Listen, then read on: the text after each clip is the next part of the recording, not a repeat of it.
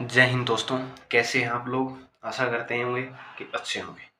आज हम बात करेंगे यूनिट 1 के पार्ट सेकंड के ऊपर मैकेनिक्स के अंदर हम बात करेंगे आज हेल्महोल्ट्ज़ प्रिंसिपल के ऊपर, Lagrange's equations of different types हम बात करेंगे। 16 मार्क्स का क्वेश्चन यहाँ से बनने के चांसेस हैं भाई, बिल्कुल है, कंफर्म चांसेस हैं।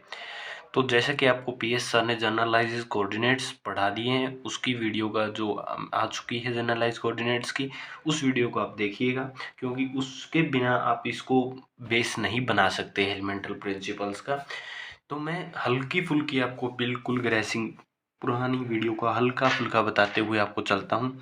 हमने पुरानी वीडियो में एक बड़ा इंपॉर्टेंट टर्म पढ़ा था, degree of freedom, DF, degree of freedom, जिसका एक जर्नल फॉर्मूला हमने आप लोगों को बताया हुआ 3n-k, where k is constant. ये जर्नल फॉर्मूला सर ने आपके साथ डिस्कस किया हुआ उस वीडियो के अंदर। Degree of freedom, degree of freedom basically होता क्या है वो भी मैं थोड़ा बताना चाहूँगा कि किस एक पार्टिकल कितने तरीके से फ्रीली मूव कर रहा है इंडिपेंडेंटली, भाई उसके ऊपर किसी प्रकार का कोई रिस्ट्रिक्शन नहीं लग रहा। वो कितने रास्ते हैं जिन पर कोई सी प्रकार का कोई रिस्ट्रिक्शन नहीं लग रहा, उन रास्तों को ही हम एक साथ लिख देते हैं in degree of freedom form.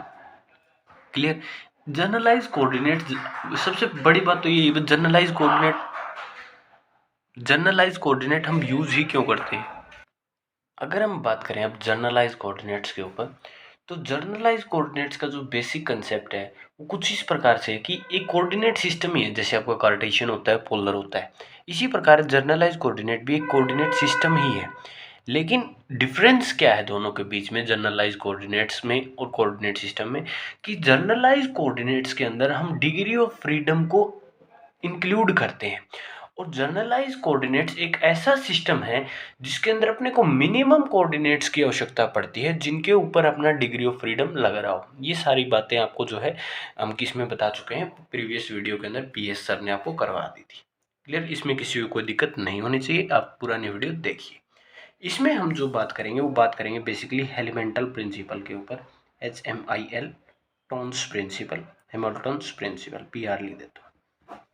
Clear, इस प्रिंसिपल के ऊपर हम बेसिकली बात करेंगे। एक बार दोबारा बताना चाहूँगा कि PDF के लिए आपको टेलीग्राम डाउनलोड करना ही पड़ेगा, क्योंकि अगर मैं लिंक दे रहा हूँ क्रोम का तो उससे आपको ईमेल सेंड करनी पड़ती है और वो एक डिफ़िकल्ट प्रोसेस है। इसकी बजाय आप टेलीग्राम ज्वाइन कीजिए, आप एनी टाइम कभी भी 24/7 आप कभी भी उस PDF को ओपन कर सकते हैं, कोई उसमें प्रॉब्लम नहीं हो रही। इस वजह से हमने टेलीग्राम चैनल का जो लिंक है वो आपको कमेंट बॉक्स में भी दे दिया और डिस्क्रिप्शन में भी हम ट्राई करेंगे, आपको डाल देंगे लिंक।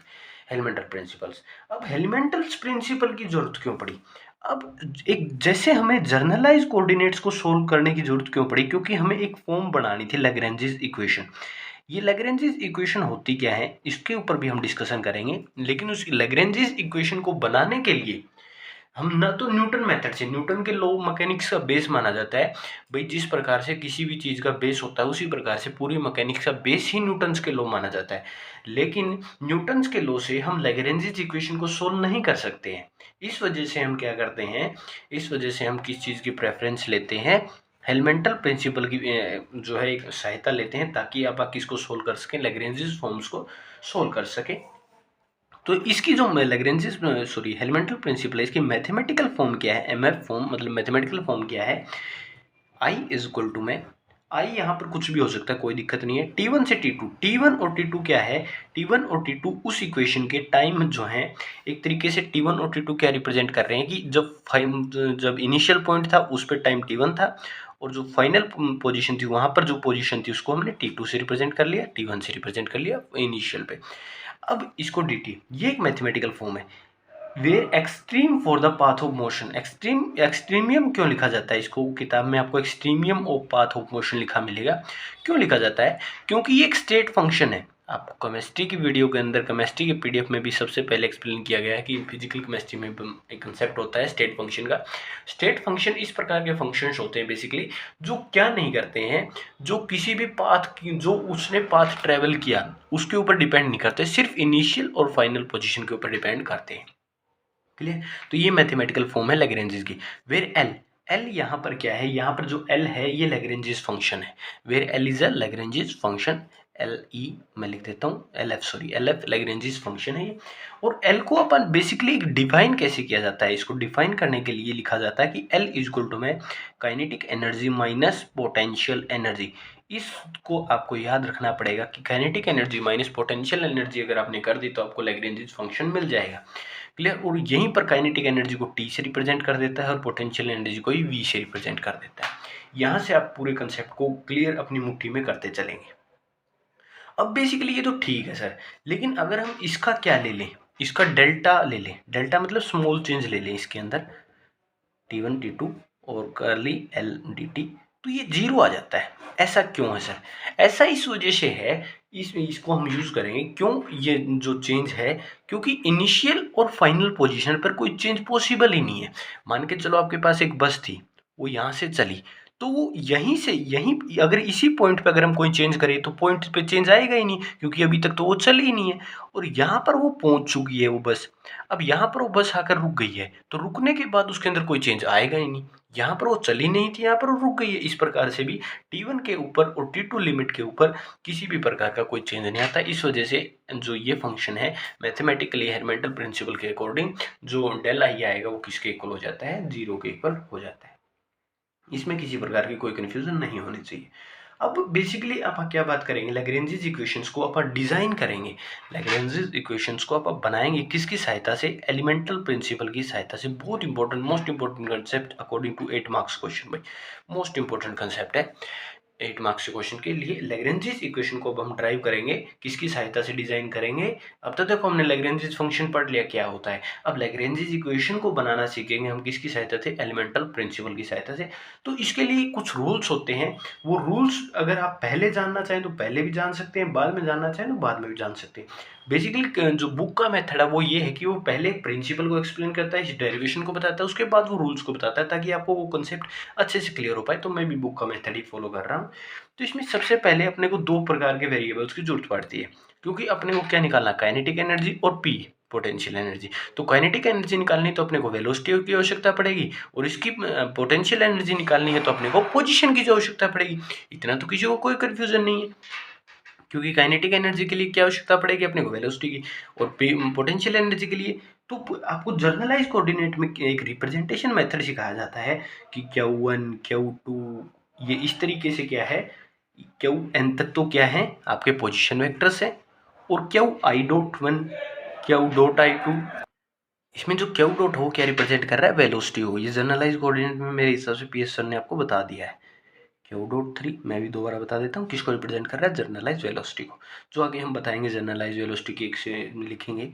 और टाइम कोऑर्डिनेट बच गया टाइम, तो यहाँ पर टी क्या रिप्रेजेंट कर रहा है, टाइम। ये क्या रिप्रेजेंट कर रहा है, जर्नलाइज वेलोसिटी। ये क्या कर रहे हैं, जर्नलाइज डिस्प्लेसमेंट को, या फिर जर्नलाइज पोजीशन, ये पोजीशन वेक्टर को एक तरीके से डिफाइन कर रहे हैं। आर वेक्टर भी आप इसे मान सकते हैं। अब अगर मैं मानूं कि अपना लैग्रेंजिस फंक्शन जो है वो टाइम पे डिपेंड नहीं कर रहा है, तो मैं इस एल को कुछ इस तरीके से लिख सकता हूँ या नहीं लिख सकता, एक बात मेरे को बताइएगा, एक बात बताइएगा सभी मित्रों मेरे को, ये लिख सकता हूँ या नहीं। इसमें एक ये डॉट डॉट का बहुत ध्यान रखना पड़ता है भाई, ये आई है। आप जर्नलाइज कोऑर्डिनेट को किसी से रिप्रेजेंट कर लो, जे से, के से, एम से, टी से, वाई से, जो आपको लगता है उससे कर लो, कोई प्रॉब्लम नहीं है। वो सिर्फ क्या डिनोट कर रहा है, वो उसकी जर्नलाइज वैल्यू बता रहा है कि उसकी वैल्यू 1 से लेकर n तक जाएगी, इसके अलावा वो कुछ नहीं बता रहा है। अगर मैं इसका क्या ले लूँ, चेंज ले लूँ, इसी फंक्शन का मैं चेंज ले लूँ, तो आपको इक्वलर थ्योरम्स पता होगी, आपको मैथमेटिकल थ्योरम है उसका, उसके अनुसार क्या प्रूफ होता है कि जो ऊपर वेक्टर है समेशन लिया जाता है सबसे पहले, समेशन 1 से n, क्योंकि कहाँ तक जा रहे हैं, n तक जा रहे हैं। अब अगर जर्नलाइज कोऑर्डिनेट की बात करोगे तो i को 1 से 3n लिख देता है, वो 3n माइनस के भी लिख सकता है, कब, जब कांस्टेंट हो। वो सब चीज़ें आपकी पिछले वीडियो में बता दी गई है। तो करली एल पहले किसके रिस्पेक्ट में, जो पहला कोऑर्डिनेट है करली क्यू आई, और फिर ऊपर करली आई, ये क्या है, इक्वलर थ्योरम्स प्लस मेथड उसको रिप्रेजेंट करने का इक्वलर थ्योरम्स के अंदर 1 से n करली एल करली क्यू डॉट आई। ये ध्यान रखना, डॉट का पीडीएफ में भी आप विशेष ध्यान रखना, कई जगह भूल जाता हूँ मैं लिखाना लगाना, वैसे मैंने कोशिश की है कि कहीं पे मिस्टेक ना हो पीडीएफ में। 2 बार मैंने अलग अलग पीडीएफ बनाए हैं इसके, तो कोशिश रही है कि पीडीएफ में कोई गड़बड़ ना हुई हो, लेकिन हुई हो तो सॉरी भाई दिल से, क्योंकि ये डॉट बड़ी माइनर ही चीज़ है, भूल जाता है कई बार जल्दबाजी में लिखने में। वीडियो के अंदर भी मैं भूल जाऊँ तो आप अंडरस्टैंड से रखेंगे भाई कहाँ पे डॉट आएगा और कहाँ नहीं आएगा, इतना तो आपको अंदाजा आ ही गया होगा। क्लियर, ये आ गया। अब अगर मैं दोनों साइड इंटीग्रेशन अप्लाई कर दूँ, इसकी वैल्यू देखो कहाँ से, यहाँ से चक लो, चक लिया करो तुम अपने आप इस चीज़ की वैल्यू। अब हम क्या करेंगे, T1 लिख देते हैं, T2 लिख लेते हैं। इसकी वैल्यू अभी यूज़ मत करो, सिंपल इंटीग्रेशन साइन यूज़ करते हैं एक बार तो अपन। ये यहाँ से हम इसको यूज़ करने की कोशिश कर रहा हूँ मैं, इससे ये वैल्यू 0 को लिखने की। क्लियर, दोनों साइड मैंने क्या कर लिया, इंटीग्रेशन का साइन यूज़ कर लिया। 0 से 1n इंटीग्रेशन T1 से T2 साइन करली L करली QI करली QI प्लस इंटीग्रेशन करली समेशन 1 से n करली T1 से T2 इंटीग्रेशन का साइन करली L बाई करली QI डॉट इंटू करली Q। देखो यहाँ पे भूल गया था ना मैं इस चीज़ का थोड़ा, इसलिए मैं कह रहा हूँ कि आप ध्यान रखिएगा इन डॉट्स को, क्योंकि यहाँ पे जो आता है वो यही है, इक्वल थ्योरम्स का प्रूफ है। अब ये वैल्यू किसके इक्वल है, 0 के इक्वल है, तो ये पूरी मेरी 0 के इक्वल होगी, मतलब ये इक्वेशन किसके इक्वल आ गई, 0 के इक्वल आ गई है। इसमें किसी को कोई कन्फ्यूज़न होनी ही नहीं चाहिए, हो भी नहीं सकती है, मेरे अनुसार तो होगी ही नहीं, क्योंकि बड़े अच्छे से कोशिश कर रहा हूँ मैं, वरना मैं स्पीड से बोलता हूँ। आप लोगों ने अगर इलेक्ट्रोस्टैटिक्स की वीडियो देखी हो तो उसके अंदर बहुत फास्टली मैं स्पीड से बोलता हूँ। यहाँ पर ऐसा कंसेप्ट नहीं है, यहाँ पर आराम से बोलने का कंसेप्ट है, तो मैं आराम से एक एक चीज़ को एक्सप्लेन करते हुए चल रहा हूँ। क्लियर है, यहाँ पे किसी को कोई दिक्कत नहीं होनी चाहिए। अब हम क्या करते हैं, अब बेसिकली अपना एक कंसेप्ट अलग से लिखते हैं कि जो क्यू आई है, जो ये क्यू आई है, क्यू आई डॉट है, इसको अपन चेंज कर लेंगे। कैसे चेंज कर लेंगे सर, इसको समझे नहीं हम, कैसे चेंज करें या फिर कैसे इसको एक्सप्लेन करेंगे अपन, समझिएगा इस चीज़ को। क्लियर, कर ले क्यू आई डॉट को अगर मैं लिखना चाहूँ तो कुछ इस तरीके से लिख सकता हूँ मैं। देखिएगा थोड़ा ध्यान से, इस साइन को मैं बाहर ले लेता हूँ, ये थोड़ा जो कर्ली का साइन है इसे मैंने बाहर ले लिया, इस तरीके से साइन को बाहर ले लिया। अगर मैं डेरिवेटिव कर दूँ किसका, टाइम की रिस्पेक्ट में क्यू आई का, तो यही मिल जाएगा एग्जैक्ट। तो इस पूरी वैल्यू को मैं यहाँ पर एज इट इज पुट कर दूंगा इस वैल्यू के अंदर। इसको मैं अगर पुट करना चाहूँ तो ऐसे भी थोड़ा लिख सकता हूँ, इसको मैं इस तरीके से साइन को रिप्रेजेंट कर देता हूँ ताकि कुछ कन्फ्यूजन ना हो भाई, अलग अलग साइन, इसको ही मैंने ऐसे रिप्रेजेंट कर दिया।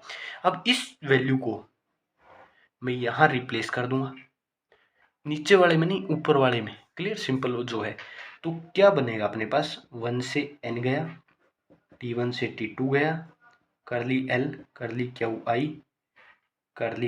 आई प्लस समेशन 1 से n करली T1 से T2 गया इंटू करली L टू करली क्यू आई बन गया। और इस वैल्यू को अगर मैं रिप्लेस करूँ डी टी इंटू में करली क्यू आई, इसमें इक्वल टू में 0, इसमें किसी को कन्फ्यूजन नहीं होनी चाहिए। अब मैं क्या करूँगा, ये जो सेकंड टर्म है इस टर्म का मैं क्या कर दूंगा, इंटीग्रेशन बाय पार्ट्स यूज़ करूँगा। इंटीग्रेशन बाय पार्ट्स इस पे यूज़ करूँगा, क्योंकि यहाँ पे देखो दो टर्म है, यहाँ पे नहीं है, ये पूरी एक टर्म कैलकुलेट हो रही है, यहाँ पर दो टर्म्स, एक ये अलग डिफरेंट टर्म है, ये एक डिफरेंट टर्म है। तो इसके अंदर मैं इंटीग्रेशन किसके ऊपर अप्लाई करूँगा, इस टर्म के ऊपर। क्यों, क्योंकि इंटीग्रेशन जब अप्लाई करूँगा तो D by d T cancel हो जाएगा, क्योंकि इंटीग्रेशन और डेरिवेटिव एक दूसरे के अपोजिट है, एक दूसरे के दुश्मन है, सांप नेवले जैसी दुश्मनी है, इन दोनों की दोस्ती है, उस तरीके से समझ गए। तो अब मैं इंटीग्रेशन बाय पार्ट्स लिखता हूँ, T1 से T2 में सिमिलरली समेशन 1 से n लिख लेता हूँ, समेशन 1 से n करली L करली क्यू आई, वो फर्स्ट टर्म मैं एज इट इज यूज करूँगा, करली क्यू आई और डी टी। यहाँ पर मैं एक टर्म भूल गया गलती से बताना, कभी भी आप इस चीज़ का विशेष ध्यान रखिएगा, जब भी आपने इंटीग्रेशन का साइन लगाया तो आप बाहरी फंक्शन को जरूर डिस्क्राइब करिए किसकी रिस्पेक्ट में है, इंटीग्रेशन डी टी। क्लियर, इस चीज़ को आप लिख लीजिएगा, उसमें थोड़ा माइनर आप चेंज कर लीजिएगा। अब अगर मैं सेकंड डेरिवेटिव करता हूँ, उसका सेकंड टर्म का मैं इंटीग्रेशन बाय पार्ट्स खोलता हूँ, तो मेरे को कुछ इस प्रकार से फंक्शन मिलेगा, 1 से n समेशन करली L करली क्यू आई, ये तो सिमिलर रहेगा, इसमें किसी को कोई कन्फ्यूजन नहीं। और करली जो क्यू आई है वो ऐसे बच जाएगा, क्योंकि डी टी से इंटीग्रेशन से डी टी साइन करते कैंसिल हो जाएगा, और डी टू। और दूसरा इंटीग्रेशन बाय पार्ट्स, देखो इंटीग्रेशन बाय पार्ट्स का तो फॉर्मूला आपको पता होना चाहिए भाई, वो तो देखो नहीं पता है तो फिर गड़बड़ है कुछ ना कुछ। 1 से n है और डी बाई डी टी, क्योंकि डेरिवेटिव करेंगे अपन, जो फर्स्ट टर्म होती है, फर्स्ट टर्म नहीं जो हमने u माना होता है उसका डेरिवेटिव करते हैं, तो ये आ गया derivative, into integration second term का, तो ये आ गया इक्वल टू में डी टी। अब देखो ये क्या है, बेसिकली ये क्या रिप्रेजेंट कर रहा है कि पोजीशन वेक्टर के अंदर चेंज, और वो क्या होता है 0।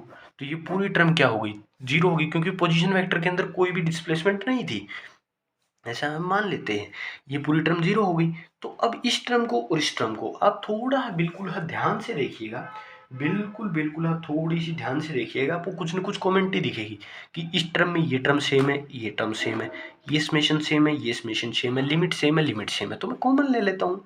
मैं क्यों माथा मारूंगा इतना, समेशन 1 से 2 बार लिखूंगा मैं आराम से एक तरीके से तो करली एल करली क्यू आई लिख लेता हूँ मैं यहाँ पे, माइनस इसमें से जो बचेगा सब्ट्रैक्शन करने के बाद डी बाई डी टी करली l curly q i dot,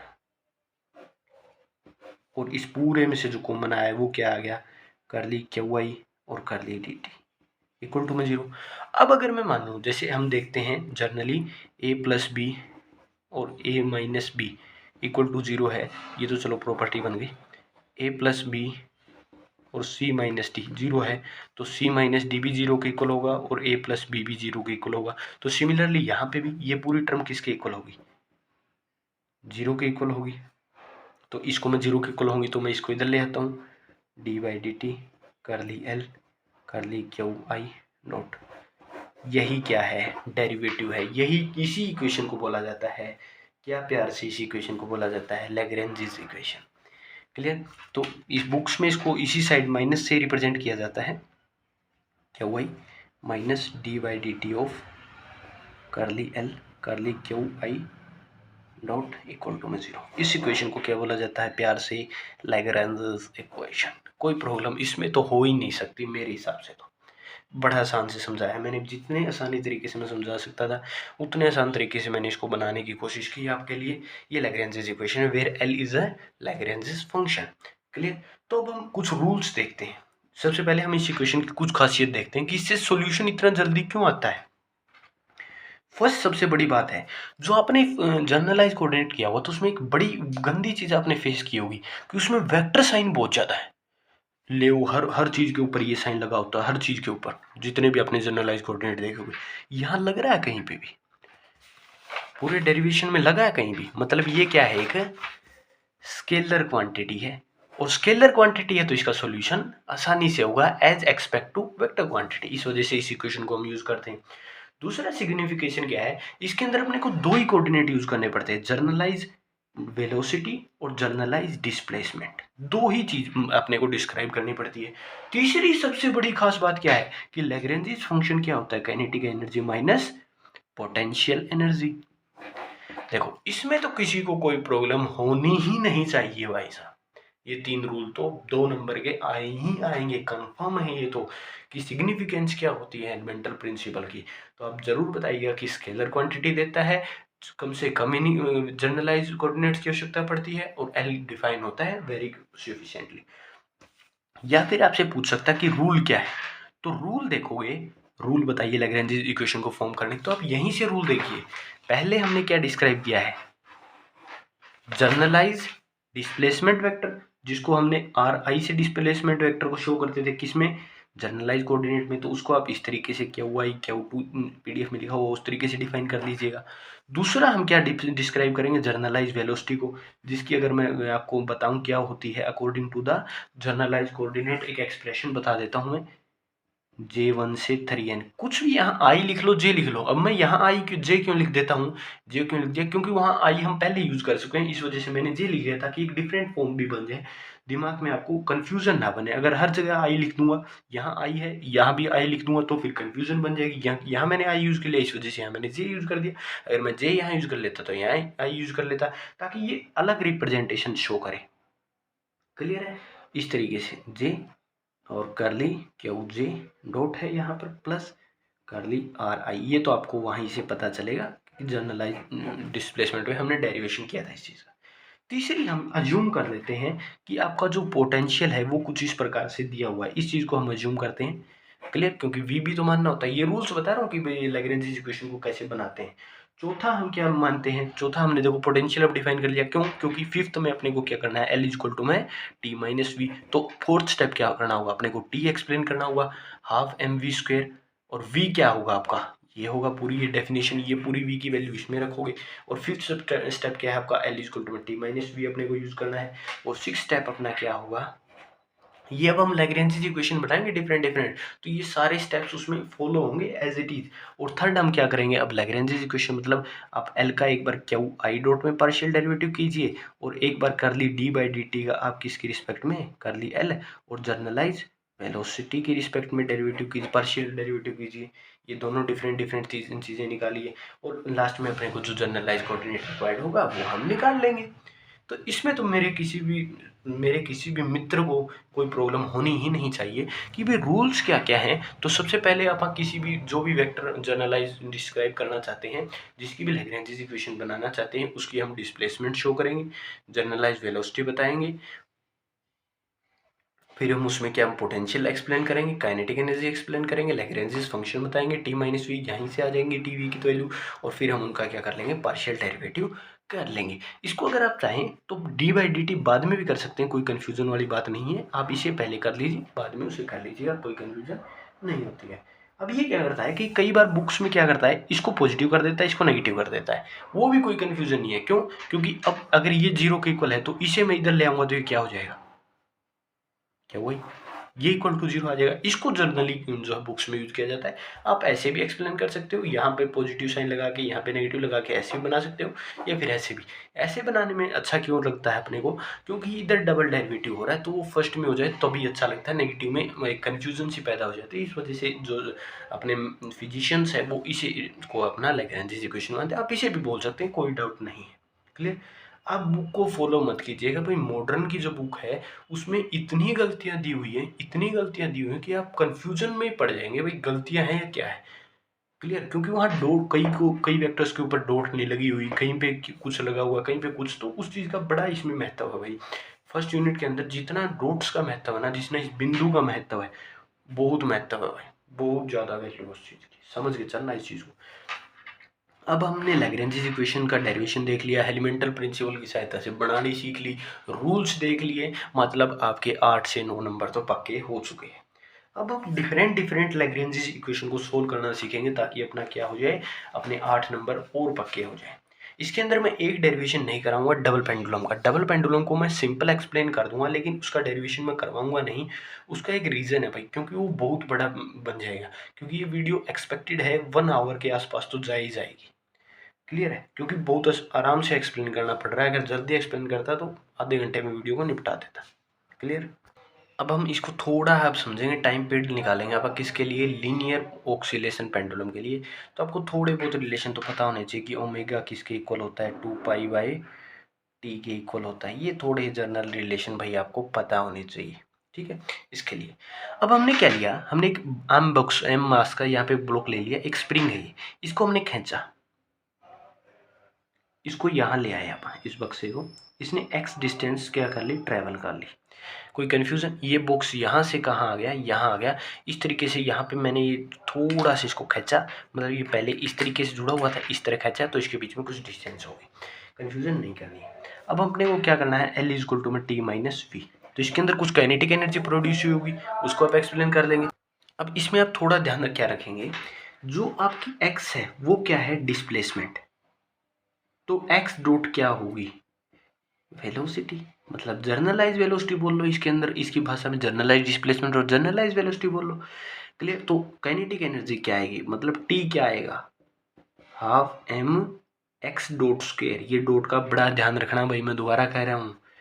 clear? We को क्या लिखना, पोटेंशियल एनर्जी, मतलब एम जी एच। अब इसको पोटेंशियल एनर्जी हम यहाँ पे एम जी एक्स नहीं निकाल सकते। क्यों नहीं निकाल सकते? क्योंकि यहाँ कुछ हाइट नहीं दी हुई अपने को, हाइट नहीं दी हुई, इस तरीके से नहीं निकाल सकते। तो एक और तरीका होता है। क्या तरीका होता है सर? अब ये स्प्रिंग जब खींचा तो इसके अंदर आप जानते हैं force directly proportional to displacement, restoring torque के हिसाब से माइनस के एक्स, ये रिस्टोरिंग फोर्स होगा इसके अंदर। और फोर्स को आप कैसे लिख सकते हैं, d v by d x minus k x, ऐसे लिख सकते हैं। क्यों लिख सकते हैं, ये तो आपको इलेक्ट्रोस्टैटिक्स में बता रखा है, अब तो आपको याद ही रखना पड़ेगा। अरे वैसे भी आप अगर इसको कन्फ्यूज़न कर रहे हैं आपको, तो के इसकी वैल्यू क्या होती है, के Q1 Q2 बाई आर, और एक आर पहले दे रखा है तो आर स्क्वायर की किसके इक्वल हो गया, फोर्स के इक्वल हो जाएगा। क्लियर? इसको एक जनरल इस तरीके से आप आइडिया से आप याद भी रख सकते हैं। तो डी वी आपका किसके इक्वल हो गया, minus k x D x. Both side आप क्या कर दीजिए, इंटीग्रेशन, वी आ जाएगा। यहाँ से देखो तो हाफ के एक्स स्क्वेयर, ये आपके पास आ जाएगा। इसमें किसी को कन्फ्यूज़न नहीं होनी चाहिए भाई, मेरी तरफ से तो कोई कन्फ्यूज़न है नहीं। ये v की वैल्यू आ गई है, ये k की वैल्यू आ गई है।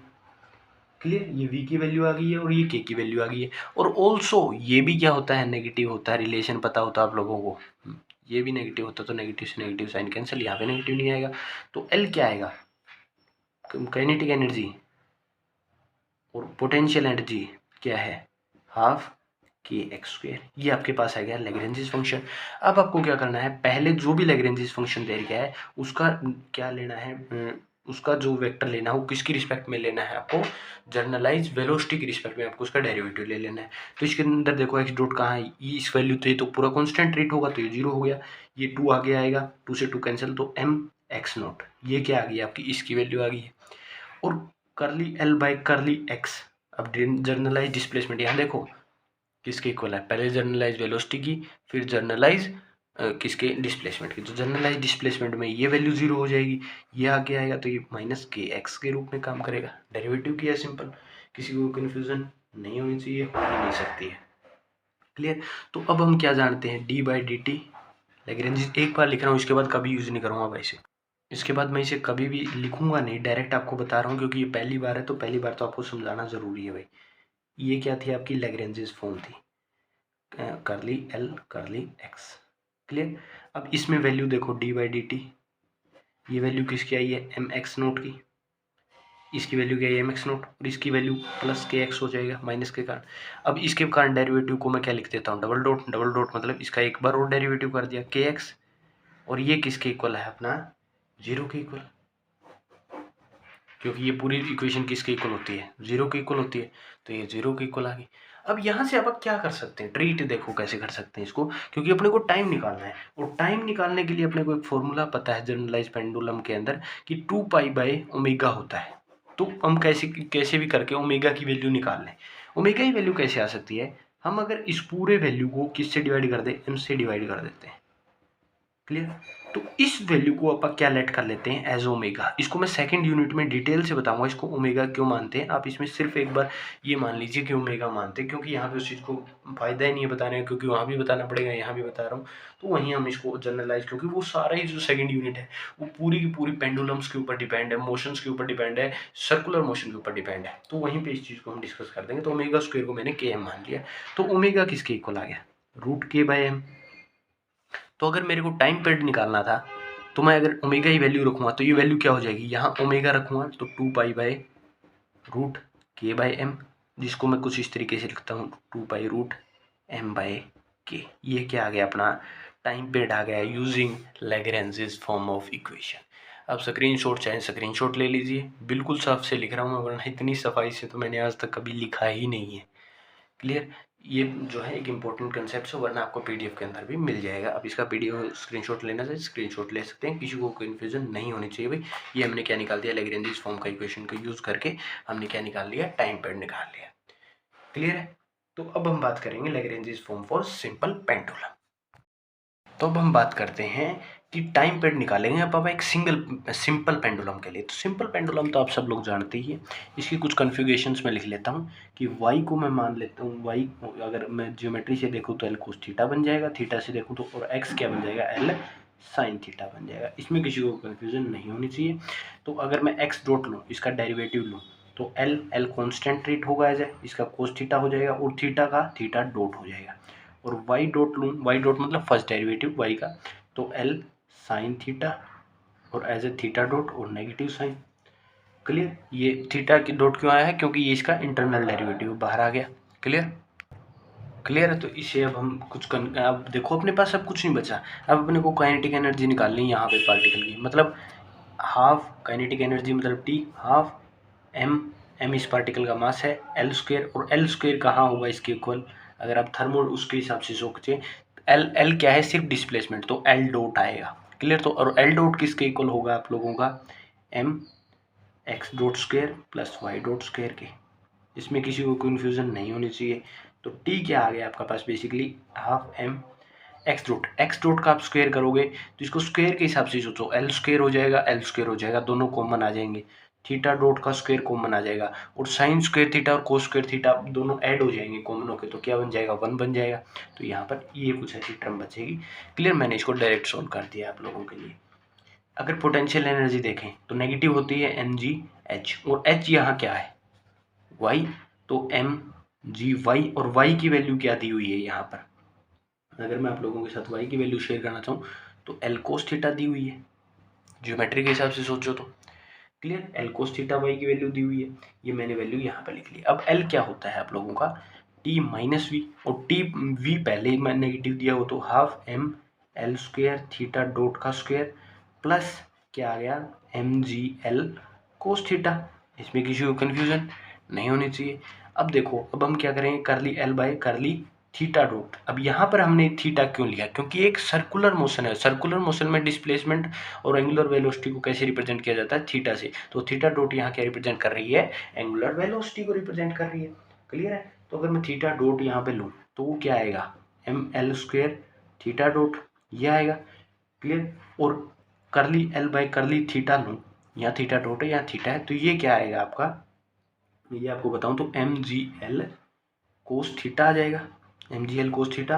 और इंटू में एक इसको यहाँ से अगर देखो सिर्फ थीटा के रिस्पेक्ट में लिया तो इसका थीटा डॉट नहीं आएगा, कोई सोचे भाई थीटा डॉट भी आएगा, नहीं। तो इसको अगर हम लिखे तो m l square theta dot d by d t भी आएगा इसके बाहर। मैं इसको उस फॉर्म से रिप्रेजेंट नहीं कर रहा, बार बार उस फॉर्म से रिप्रेजेंट नहीं करूँगा। M G L cos theta negative से पॉजिटिव हो गया, कुछ इस तरीके की इक्वेशन बन गई।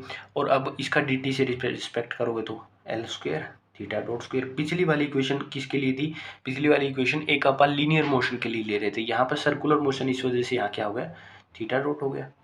Clear, double theta. अब अगर मैं पूरी इक्वेशन को क्या कर दूं, एम एल स्क्वायर से डिवाइड कर दूं, मतलब मास इंटू एल स्क्वायर से डिवाइड कर दूं, तो यहाँ थीटा डॉट बच गया। पूरे को अगर मैं डिवाइड करूँगा m G L cos theta से बाय एम एल स्क्वायर से इक्वल टू में 0, तो एम से एम कैंसिल, एल से एल कैंसिल, तो थीटा डॉट किसके इक्वल आ गया आपका basically g cos theta by में एल। और यहाँ पर जो ये बच गया जी एल, इसको मैं मान लेता हूँ ओमेगा स्क्वायर है ये जी एल, और ओमेगा स्क्वायर इस प्रकार से है तो मैं यहाँ पर ओमेगा की वैल्यू क्या लिख दूंगा, रूट जी बाई एल लिख दूंगा। और टी मेरा किसके इक्वल होता है 2 पाई बाई ओमेगा के, means 2 pi by root G by L के, means 2 pi root L by G की। और यही क्या होता है सिंपल पेंडुलम का टाइम पीरियड होता है। तो यहाँ से हमने एक तरीके से वेरिफिकेशन भी कर लिया है फॉर सिंपल पेंडुलम से अपन लैग्रेंजेस इक्वेशन का। क्लियर, तो ये फॉर सिंगल पेंडुलम अपन ने क्या कर लिया है, लैग्रेंजेस इक्वेशन का के लिए अपन ने सिंपल पेंडुलम के लिए टाइम पीरियड निकाल लिया है। इस तरीके से आपको करना है। क्लियर, ये स्टेप आपको थोड़ा रिकॉग्नाइज करना पड़ता है भाई, इसको हमें ओमेगा स्क्वायर मानना है, क्योंकि ओमेगा के बिना आप क्या निकाल सकते हैं, यहाँ पर टाइम नहीं निकाल सकते। डबल पेंडुलम का एक केस जो है ना, वो उसकी कैलकुलेशन इतनी वाइड है भाई साहब कि अगर मैं वीडियो बनाऊँ तो आधे घंटे की अकेले उसकी वीडियो बन जाएगी। क्लियर, तो उसकी कैलकुलेशन नहीं करनी है आप लोगों को, एग्जाम में भी नहीं आता, आपको थोड़ा डायरेक्ट रिजल्ट याद रखना है। उसका तरीका बता देता हूँ मैं कैसे उस पेंडुलम को डिस्क्राइब करते हैं, उसकी एक फिगर मैं आपको वीडियो पोज करके बना लेता हूँ। क्लियर, और उसके बाद मैं आपको बताऊंगा कि भाई उसके अंदर आपको क्या क्या लिखना है। आपको खुद सोल्व करोगे ना, आप खुद सोल्व करोगे तब भी आपको इतनी कंफ्यूजन होगी उसके अंदर, क्योंकि वो वाइड कैलकुलेशन, उसकी बहुत वाइड कैलकुलेशन है। मैं आपको उसका जर्नल तरीका बता दूंगा, अगर एग्जाम में आ भी जाए तो आप जर्नल तरीका उसका कैसे अपनाएंगे। वे यही है पूरा, पहले क्या मानना पड़ेगा आपको, डिस्प्लेसमेंट वेक्टर मानना पड़ेगा, वेलोसिटी माननी पड़ेगी, और उसके बाद ये सारा चीज़ें मानना पड़ेगा। तरीका उसका यही है। लेकिन उसके अंदर क्या है, डबल पेंडुलम। डबल पेंडुलम मतलब दो दो उसके अंदर बोब्स लगे हुए हैं, दो उसके अंदर ये गोले गोले लगे हुए हैं, दो गोले लगे हुए हैं, जिस वजह से वो क्या हो गया है, जिस वजह से उसके अंदर एक मतलब मान के चलो उसके अंदर क्या होगी, डबल काइनेटिक एनर्जी और डबल वेक्टर क्या हो जाएंगी, पोटेंशियल एनर्जी स्टोर हो जाएंगे। और डबल पोटेंशियल और डबल काइनेटिक एनर्जी स्टोर होने की वजह से वो अपने को क्या करेगा, प्रॉब्लम जनरेट करेगा, क्योंकि दो को जोड़ना है और दो को जोड़ने के बाद उसकी डिफरेंट डिफरेंट इक्वेशंस निकलेगी 4। अभी मैं उसको बताऊंगा आप लोगों के लिए, वीडियो पॉज करके मैं उसकी डायग्राम बना लेता हूँ। तो आपको ये जो फिगर दिख रही है डबल पेंडुलम की है। डबल पेंडुलम कुछ इस प्रकार का, ये एक बोब्स है जिसका मास m1 है, ये m2 है। क्लियर, अगर सेंटर से इस बोब्स की डिस्टेंस देखें तो y1 आएगी, इसकी l1 है, और ये कंप्लीट जो डिस्टेंस दी हुई है ये यहाँ से यहाँ तक ये y2 है। क्लियर, और ये डिस्टेंस पैरेलल होगी तो ये x1 होगी यहाँ से यहाँ तक की, और ये x टेस्ट दी हुई है तो पूरी x2 मान ली मैंने, और m2 मास है। तो फिर अगर हम पहले पेंडुलम के लिए काइनेटिक एनर्जी T1 मानते हैं, पहले पेंडुलम के लिए जो पोटेंशियल एनर्जी V1 मानते हैं, तो दूसरे के लिए T2 और V2 मानना पड़ेगा। तो अपनी जो लैग्रेंजेस इक्वेशन आएगी उसमें पहले T1 ऐड होगा प्लस T2 ऐड होगा, फिर उसमें से V1 प्लस V2 बोथ का दोनों को प्लस करके वो सब्ट्रैक्ट होगा। ये इसमें एक थोड़ा बेहतरीन और वाइड कैलकुलेशन आपकी इसके अंदर बनती है। अब अगर मैं x1 मानूँ, अगर मैं x1 मान लेता हूँ, ये जो x1 दी हुई है डिस्टेंस, ये x1 मेरी किसके इक्वल है, L1 साइन थीटा 1 के इक्वल है, क्योंकि इसके अंदर एंगल थीटा 1 है, इसके अंदर थीटा 2 है। और y1 जो है आपका दिया हुआ है L1 कोस थीटा 1 दिया हुआ है। तो अगर मैं इसी का क्या लूँ, फर्स्ट का डेरिवेटिव लूँ, क्योंकि T1 कैसे निकलेगी, हाफ m और x डॉट 1 का plus square plus y1 dot का स्क्वायर, ऐसे निकलेगी। तो इन दोनों का क्या निकालना पड़ेगा, डेरिवेटिव्स निकलेगा, और फिर एडिशन होकर अपने पास क्या वैल्यू आएगी, T1 की वैल्यू आएगी। इसमें जो कंफ्यूजिंग करता है, V1 भी सिमिलर आएगा, V1 भी वही है, V1 और T1 यही है, यही केसेज जमा एग्जैक्ट होगा। लेकिन T2 क्या होगा, T2 को थोड़ा है कंफ्यूजिंग यहाँ क्यों बन जाता है T2 केस, क्योंकि हाफ m2 मास हो जाएगा, क्योंकि सेकंड बॉब्स के लिए निकाल रहे हैं, और x2 dot square plus y2 dot square, ये होती है काइनेटिक एनर्जी इसकी सेकंड की।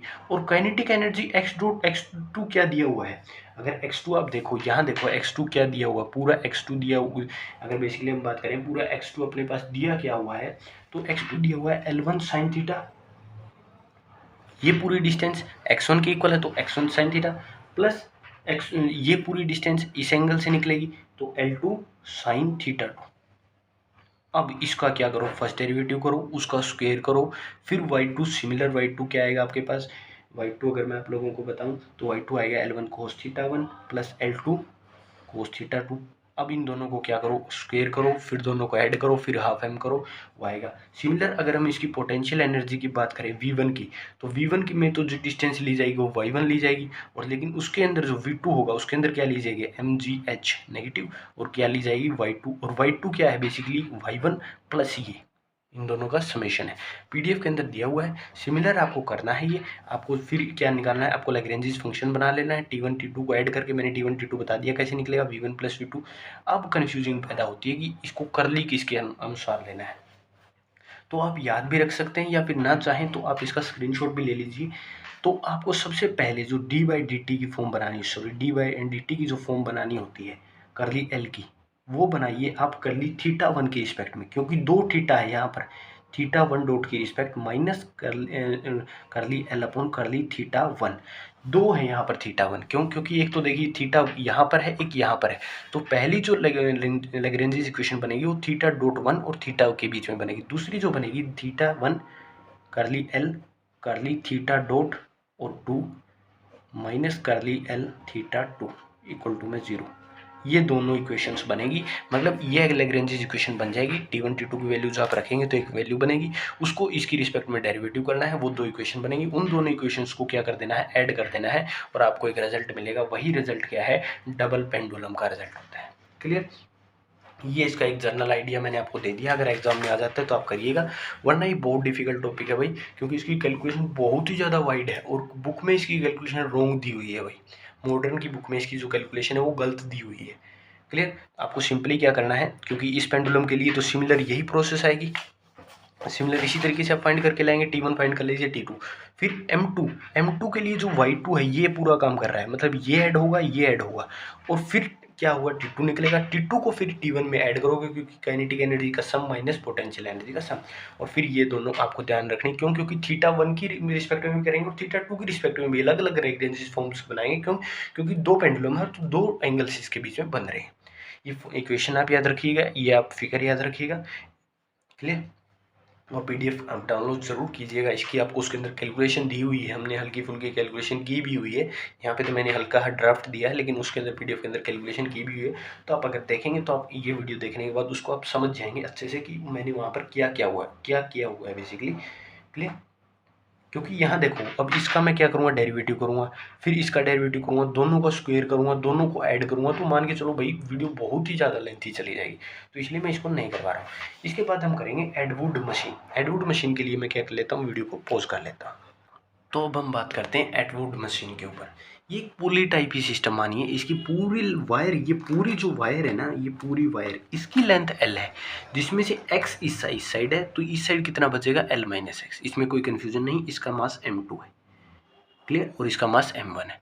तो अब हम थोड़ा इसको रिलेट करते चलते हैं। अगर l पूरी लेंथ अपने पास कांस्टेंट दी हुई है तो इसका डेरिवेटिव क्या आएगा, 0। इसमें तो कोई कन्फ्यूजन नहीं है।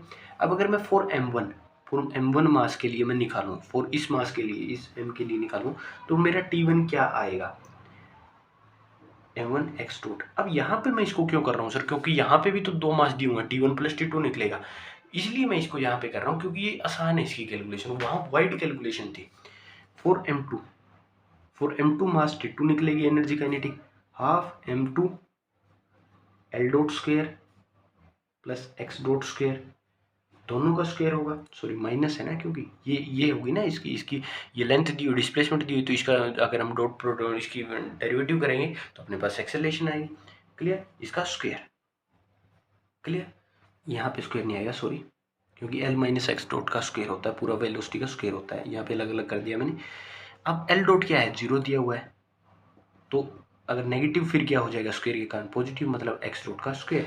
अगर मैं t1 प्लस t2 करूँ, दोनों को ऐड कर देता हूँ, तो मेरे पास बेसिकली क्वेश्चन का आंसर क्या आएगा, अगर मैं दोनों को ऐड कर देता हूँ तो डॉट डिफरेंट मासेज है, तो m1 प्लस m2, तो और x डॉट्स क्या है, दोनों में सेम है, तो इस तरीके से अपने पास क्या आ जाएगा, t1 प्लस t2 का सम आ जाएगा। अगर मैं फॉर m1 मास के लिए क्या बात करूँ, m1 मास के लिए मैं v1 निकालूँ, तो v1 आएगा m1 g x क्या दिया हुआ है यहाँ पर, x ये डिस्प्लेसमेंट, और v2 के लिए अगर मैं बात करूँ तो m2 g l minus X. इसमें किसी को कन्फ्यूजन, क्योंकि डिस्प्लेसमेंट निकालते हैं ना भाई, पोजीशन निकालते हैं उसकी कितनी दी हुई है। तो अगर मैं v1 प्लस v2 बात करूँ, v1 प्लस v2 पे अगर मैं पूरे कंसेप्ट से दिल को जान से अगर बात करूँ, तो क्या लिख सकते हैं आप, minus m1 G x minus m2 जी l माइनस एक्स। क्लियर, ये v2 लिख सकते हैं।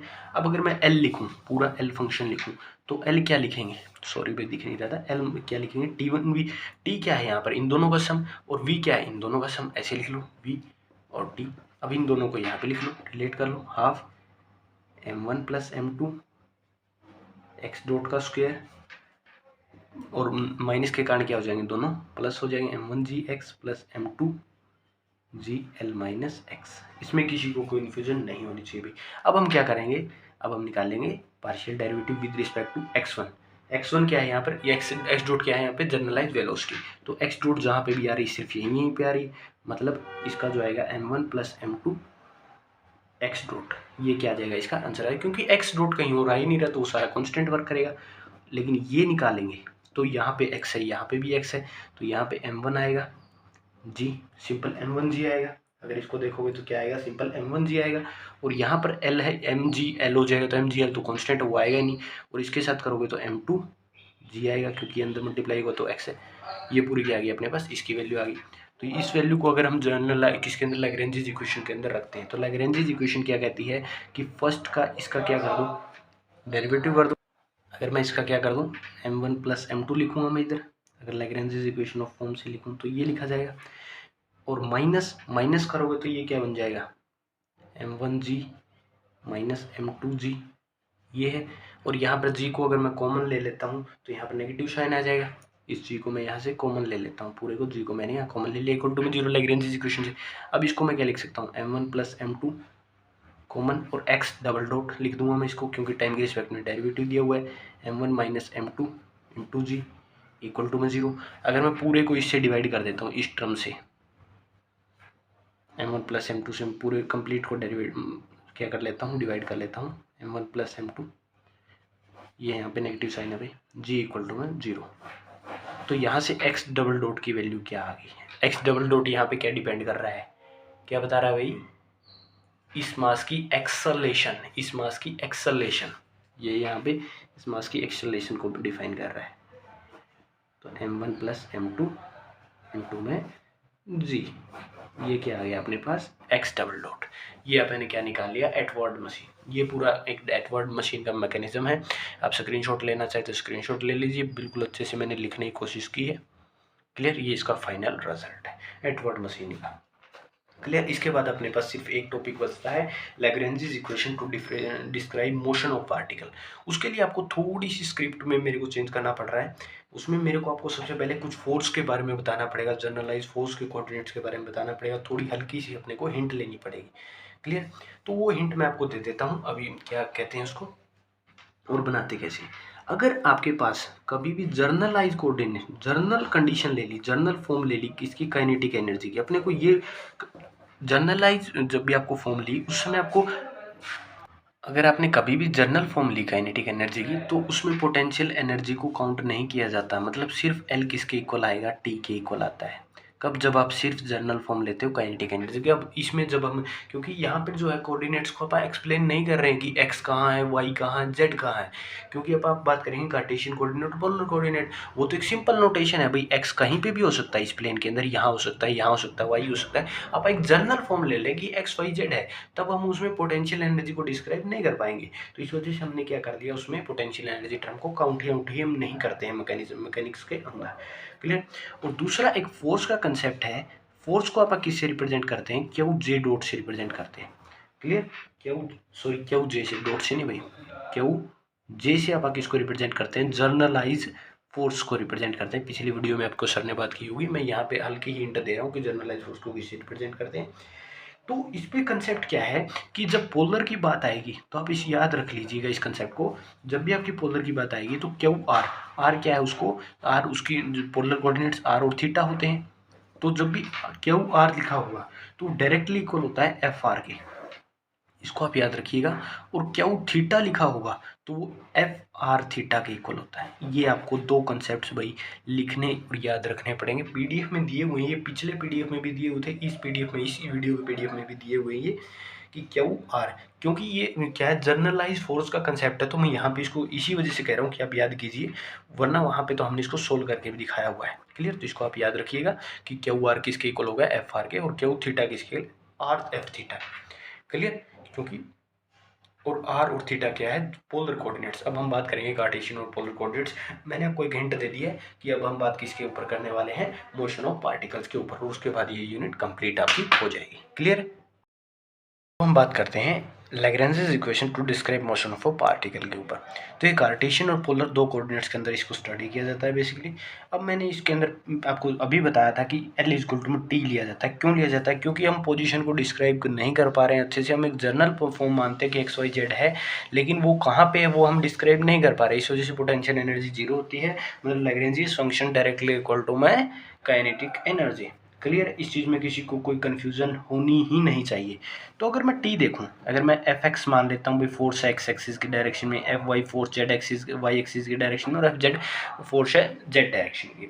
क्लियर। तो अगर मैं इसको मानूं कि एक्स वाई जेड, इनके क्या एक्स वाई जेड के इनके पोजिशन वैक्टर्स है, तो अगर मैं काइनेटिक एनर्जी लिखूँ तो क्या होगा, एम पूरे का mass X dot square plus Y dot square plus Z dot square.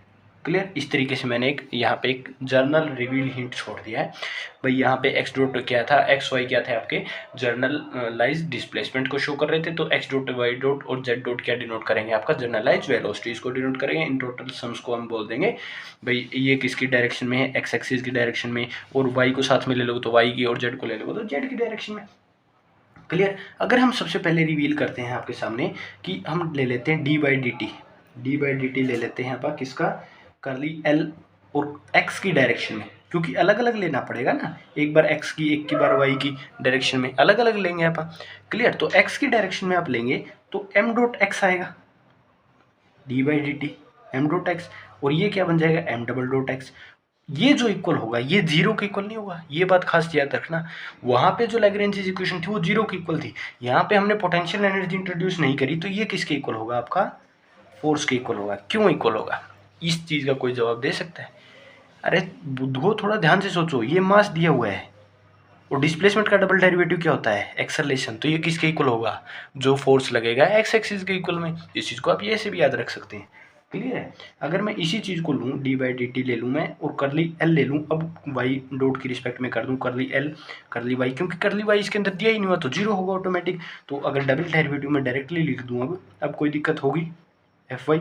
और सिमिलरली अब करली क्या निकालेंगे, करली डी बाई डी टी करली एल अपॉन करली जेड के डिस्टेंस में निकलेंगे और करली एल अपॉन करली जेड।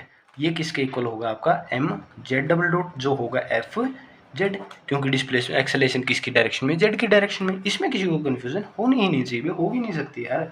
अगर होगी तो फिर आपको कुछ ना कुछ गड़बड़ थी यहाँ से। इसी को बोलते हैं भाई, यही कंसेप्ट आपका जनरलाइज कोऑर्डिनेट्स का, यही सारा का सारा कंसेप्ट आपका जनरलाइज कोऑर्डिनेट का। अगर हम जनरलाइज फोर्स के रिस्पेक्ट में लिखना चाहें, क्यू जे को डिनोट करना चाहें, क्यू जे क्या है आपका जनरलाइज फोर्स, तो क्यू जे को आप किस तरीके से डिनोट कर सकते हैं, इस चीज़ को थोड़ा कंसेप्ट से समझिएगा। D by d t of करली टी, टी क्या है यहाँ पर, टी यहाँ पे लैग्रेंज फंक्शन, मतलब टी इक्वल टू में एल है, मतलब टी क्या है यहाँ पे काइनेटिक एनर्जी। इसको किसकी रिस्पेक्ट में, क्यू जे की रिस्पेक्ट में, Q dot J, Q dot J क्या है इसकी वेलोसिटी। तो वेलोसिटी की रिस्पेक्ट में करोगे तो मान के चलो ये दिया हुआ कुछ जर्नल मान लो, अगर मैं इसका कि ये जर्नल ही है, मैंने इसको कुछ ऐसे नहीं, इसको तो ऐसे एक ये तो किसकी फॉर्म में आ गई, एज ए थ्योरिकल वे में आ गया। अगर मैं प्रैक्टिकली बताऊँ तो अब इसका अगर वाई आप वेलोसिटी की रिस्पेक्ट में डेरिवेटिव करते हो तो क्या में आएगा एफ वी, और एम वी क्या होता है डी बाई डी टी का भी एक बार तो v आगे आएगा, और v का डेरिवेटिव होगा तो a बन जाएगा। तो ma क्या होता है फोर्स, तो इसे जनरलाइज फोर्स बोल देते हैं।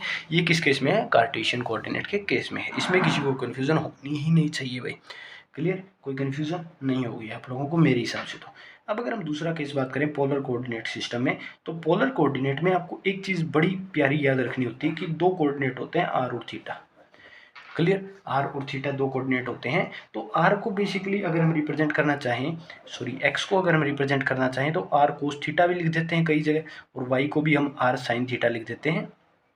पोलर फॉर्म जानते हो ना मैथमेटिकली, ये हम दोनों को डिनोट कर सकते हैं। मतलब कार्टेशियन कोऑर्डिनेट्स को हम पोलर कोऑर्डिनेट में बदलें तो आर कोस थीटा, वाई को आर साइन थीटा लिखते हैं, क्लियर। तो अगर हम इनका डेरिवेटिव लें, अगर एक्स डॉट का मैं डेरिवेटिव लूँ तो देखो पहले आर और थीटा यहाँ दोनों क्या है वेरिएबल, मतलब एक बार आर की रिस्पेक्ट में होगा प्लस एक बार किसकी रिस्पेक्ट में होगा, साइन थीटा की रिस्पेक्ट, कोस की रिस्पेक्ट में, और थीटा का थीटा डॉट। और वाई को मैं अगर लिखूँ वाई डॉट की रिस्पेक्ट में अगर मैं लिखूँ, इसको देखो सबसे पहले ये चीज़ समझ आई ना किस किस तरीके से मैंने इसको डिनोट किया। तो R dot sine theta minus का अगर आर कोस थीटा और थीटा डॉट, इस तरीके से लिख लिया। अब मैं अगर फोर्स क्या निकालूँ, काइनेटिक एनर्जी निकालूँ, तो वो क्या होता है half M x dot square plus Y dot square. इसमें कोई दिक्कत नहीं है, मतलब इन दोनों का क्या करना है, स्क्वायर करना है, एक दूसरे से ऐड करना है।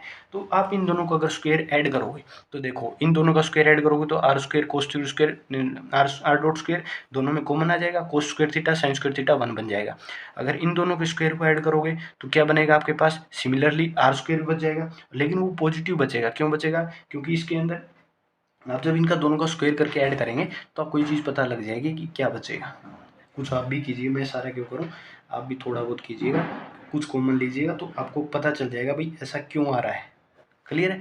क्योंकि इस पूरे का स्क्वायर होगा, इस पूरे का स्क्वायर होगा, क्लियर। तो एक बार पॉजिटिव बनेगा और एक बार नेगेटिव बनेगा, तो एक बार दोनों से एक दूसरे से वो कैंसिल आउट भी करेंगे, क्लियर, और एक बार वो कैंसिल आउट नहीं भी करेंगे, क्लियर।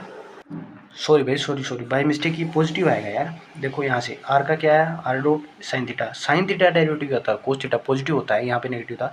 तो अब देखो अगर इसका स्क्वायर करोगे, क्लियर, इस चीज़ को आप यहाँ से समझ गए कि आर को मैंने कैसे बदला और थीटा डॉट को। अब अगर आर स्क्वायर करते हो तो आर स्क्वायर कॉमन आ जाएगा, ये आ गया। अगर इन दोनों को ऐड करोगे, स्क्वायर करके ऐड करोगे तो positive r square r theta dot आएगा। अगर इसका स्क्वायर करोगे, पूरे इस होल का स्क्वायर कर रहे हो और इस होल का स्क्वायर कर रहे हो, तो एक क्या आता है होल स्क्वायर के अनुसार माइनस ए बी आएगा, एक प्लस ए बी आएगा, तो दोनों आपस में कैंसिल हो जाएंगे, मतलब जीरो। इन दोनों का मतलब यहाँ से यही वैल्यू आएगी आपके पास, आप स्क्वायर कर लीजिएगा, ऐड कर लीजिएगा, क्लियर। आपको पीडीएफ के अंदर अच्छे से लिया हुआ है, आप इन दोनों को स्क्वायर करके ऐड करोगे तो आपको यही वैल्यू मिलेगी, क्लियर। अब एल किसके इक्वल होता है, टी के इक्वल होता है। तो अगर मैं लैग्रेंजियस फंक्शन लूँ, अब अगर हम एक बात और जानते हैं कि मैं अगर ये लूँ एफ आर फंक्शन लूँ, एक यदि एक फंक्शन और लूँ क्यू थीटा, तो मैं एफ आर थीटा लिख सकता हूँ। ये बात सॉरी एफ आर थीटा, यहाँ थीटा आएगा, ये बात लिख जानता हूँ मैं, क्लियर। यहाँ तक किसी को प्रॉब्लम। ऐसा मैं आपको क्यों बता रहा हूँ, इस चीज़ का भी तो रीजन सुनो। क्योंकि इसका जब डेरिवेटिव होगा ना, जब इसकी लैग्रेंज फॉर्म लिखोगे तो एक बार आर डॉट की रिस्पेक्ट में लिखोगे, एक बार थीटा डॉट की रिस्पेक्ट में लिखोगे, ये समझ गए ना। क्योंकि इसको जब आप लिखोगे ना, आप करली टी बाई करली एल लिखोगे, इसको d by d t curly t by curly r vector dot लिखोगे एक बार, और फिर करली टी बाई करली आर, ये लिखोगे। ये किसके इक्वल आएगा? फोर्स, क्योंकि अब हमने क्या लिखा है, क्यू आर के रिस्पेक्ट में, तो ये एफ आर के इक्वल आएगा। और जब डी बाई डी टी यही सेम आप करेंगे किसकी रिस्पेक्ट में? थीटा डॉट की रिस्पेक्ट में, माइनस टी थीटा डॉट नहीं, यहाँ सिंपल थीटा आएगा और ये आएगा एफ आर थीटा के इक्वल। यहाँ पे थीटा डॉट नहीं है, ये थीटा है भाई, सिंपल क्लियर। यहाँ पे कोई कन्फ्यूजन नहीं होनी चाहिए भाई आप लोगों को। तो अब हम अगर इसको लिखें, इस इक्वेशन को अगर हम डेरिवेटिव करें आर के रिस्पेक्ट में, तो ये किसके इक्वल आएगी? ये इक्वल आएगी d by d t of m r dot minus m r theta dot का स्क्वायर। क्लियर। तो इस यहाँ से अपने को क्या पता चलता है कि m r double dot minus m r theta dot का स्क्वायर किसके इक्वल है? एफ आर के इक्वल है in polarizing coordinate. Clear. Clear यहाँ तक। और अब अगर इसका ही डेरिवेटिव करें हम थीटा के रिस्पेक्ट में, तो वो किसके इक्वल आएगा? D by d t of m r square theta dot m r square theta dot, क्योंकि यहाँ पे तो थीटा है ही नहीं तो जीरो होगा, यहाँ का आएगा सिर्फ ये किसके इक्वल है? एफ आर थीटा के। क्लियर। तो इसका सेकंड डेरिवेटिव थीटा के, तो ये बन गया इसको तो मैं आर थीटा, और आर से अगर मैं आर कैंसिल कर दूँ, क्लियर। इसको हम ऐसा नहीं लिख सकते, क्यों नहीं लिख सकते इसे हम डायरेक्ट? क्योंकि यहाँ पर आर भी वेरिएबल है और थीटा भी वेरिएबल है, तो यहाँ पर क्या होगा? प्रोडक्ट रूल लगेगा। अब तो प्रोडक्ट रूल लगेगा, तो पहले 2mr और r का derivative theta dot plus m r square double theta dot किसके इक्वल आएगा? आर एफ थीटा के। अगर बोथ साइड से आर को कट करोगे तो ये बच, यहाँ आर थोड़ी है, आर डॉट क्योंकि कट कर दिया मैंने, m r double theta equal to में एफ थीटा। ये किसकी वैल्यू आ गई? एफ थीटा की वैल्यू आ गई। ये डबल डॉट नहीं भाई, अलग अलग डॉट है इनके ऊपर। क्लियर। तो यहाँ से आप इसका स्क्रीनशॉट भी ले सकते हैं या फिर आप पीडीएफ में भी आपको दिया हुआ है। तो इसी के साथ भाई थैंक यू वेरी मच भाई साहब, आप लोगों ने इस वीडियो को यहाँ तक देखा। और अगर वीडियो पसंद आई हो, मेरा पढ़ाने का मेथड पसंद आया हो, तो वीडियो को लाइक शेयर सब्सक्राइब, चैनल को सब्सक्राइब जरूर कीजिएगा। Thank you very much. मिलते हैं नई वीडियो के साथ, तब तक के लिए ओके बाय टाटा, जय हिंद जय भारत।